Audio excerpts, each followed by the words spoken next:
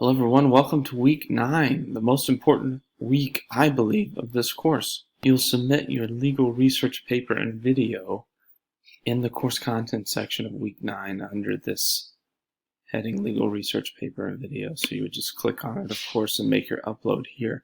You want to upload your video and your paper into the same submission. So upload two things at once, that's totally fine. Be sure to make sure that you remember that before, because it won't let you upload twice. But overall, that's all we have this week. You should have prepared for this. We've had several modules to get ready for it.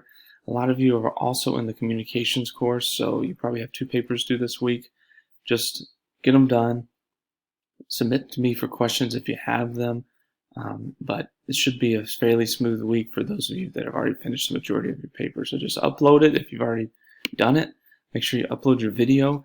Like I said before, I use Screencast-O-Matic. I feel like that's really easy to use. You just download it and then you can share your screen and speak about your paper that way. That's actually what I'm using for this video. And it's fairly intuitive.